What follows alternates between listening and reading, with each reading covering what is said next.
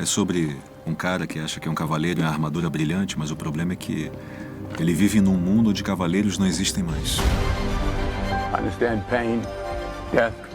Because of these people, I'm beginning to understand real peace. Seem like a man who understands violence.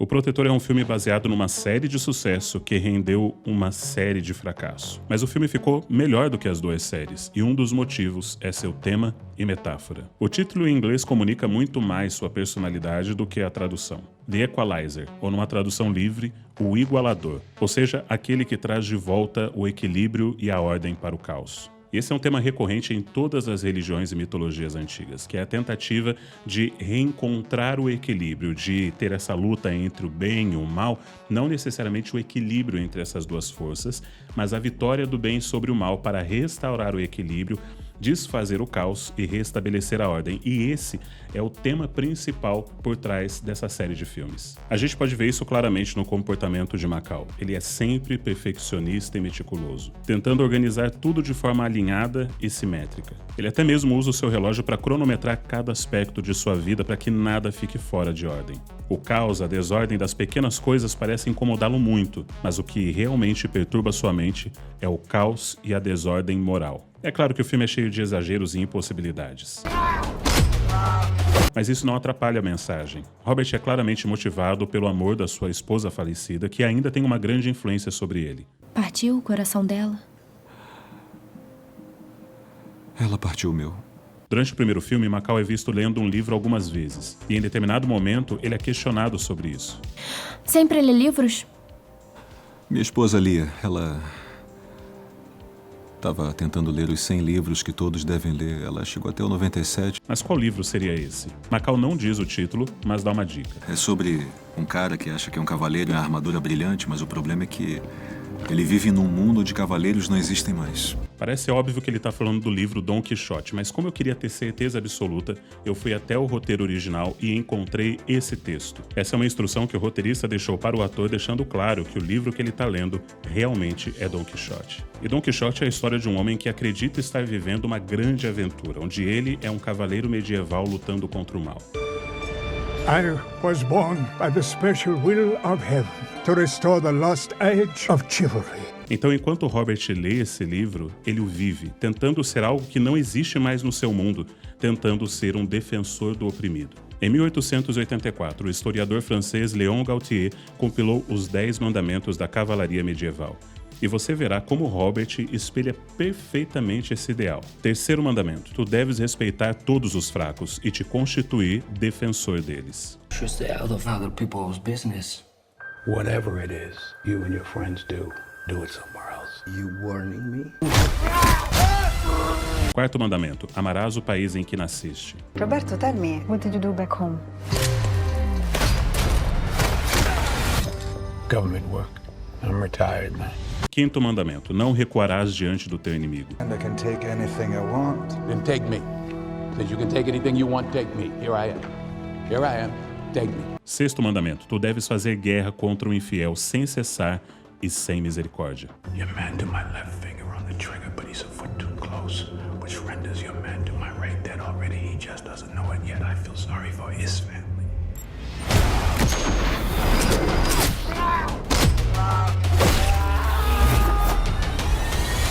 Sétimo mandamento: tu deves cumprir escrupulosamente os teus deveres feudais se não forem contrários às leis de Deus. E nesse sentido, apesar de Robert quebrar as leis dos homens, ele acredita que não quebra as leis de Deus ao punir o ímpio, principalmente sendo ele uma arma nas mãos de Deus para executar sua justiça. I understand suffering, and because of these people, I'm starting to understand peace. You can't take that away from me. God is my witness. Oitavo mandamento: nunca mentirás e permanecerás fiel à tua palavra prometida. E prometi a alguém que amo profundamente que não voltaria a ser essa pessoa. Nono mandamento: você deve ser generoso e dar generosamente a todos. E generosidade é dar sem receber nada em troca, o que é exatamente o que Robert faz. Às vezes alguém faz uma coisa inaceitável com uma pessoa que você mal conhece, e você faz alguma coisa porque você pode. Décimo mandamento: você deve ser em todos os lugares e sempre o campeão do certo e do bem, contra a injustiça e o mal. You took something that didn't belong to you. I'm here to take it back. E neste ponto você deve ter percebido que eu deixei os 2 primeiros mandamentos de fora, isso porque eles se cumprem perfeitamente, porém apenas nesse terceiro filme. E eles são os seguintes. Primeiro mandamento: tu deves acreditar em todos os ensinamentos da igreja e deves observar todas as suas instruções. Segundo mandamento: tu deves defender a igreja. E é sobre isso que o terceiro filme fala. De fato, Macau se vê como uma figura redentora. Ele acredita na mudança das pessoas. Como uma espécie de Jesus, ele também é amigo de uma prostituta e acredita na mudança em sua vida e a promove. Ele acredita em defender o oprimido e também em punir o ímpio. Mas é apenas no terceiro filme que veremos isso de forma clara, apesar de muito sutil. Em diversas cenas, a câmera dá enfoque em símbolos religiosos, como a Bíblia na gaveta ao lado de sua cama, a cruz que ele encara antes de decidir se irá ou não salvar aquelas pessoas, e a igreja, o elemento central na construção dessa história e que aparece diversas vezes nesse terceiro filme. É nela, por exemplo, que ele se encontra com a agente especial Emma Collins, interpretada pela Dakota Fanning.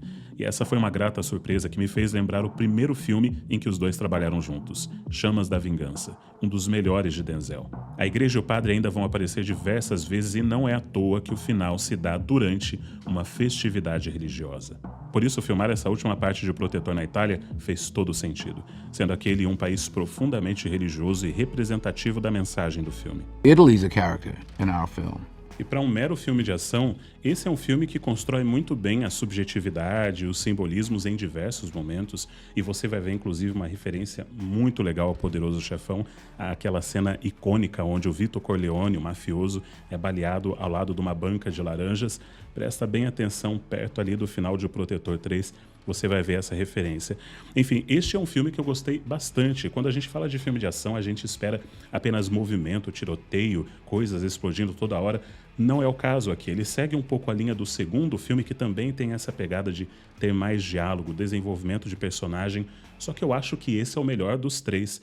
Ele realmente consegue construir, não apenas de forma calma, mas constante, o personagem e a profundidade do personagem, como também a história se torna muito coerente para finalizar esses 3. Sinceramente, eu espero que não exista mais. A gente já teve o primeiro, que foi uma série, depois a gente teve uma série fracassada, a gente já teve essa trilogia, finalizou bem.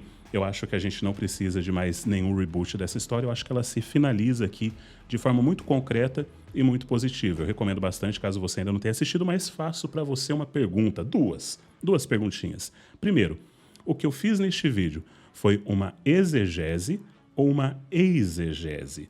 E você só vai entender do que eu estou falando se você olhar este vídeo aqui, onde eu falei sobre interpretação de filmes, como a gente consegue interpretar. Segunda pergunta, você prefere John Wick ou Robert McCall? Eu prefiro McCall. Não apenas porque é o Denzel, mas principalmente porque é o Denzel. Não se esquece de se inscrever nesse canal, deixar o seu like, isso é muito importante. Um forte abraço e arrivederci.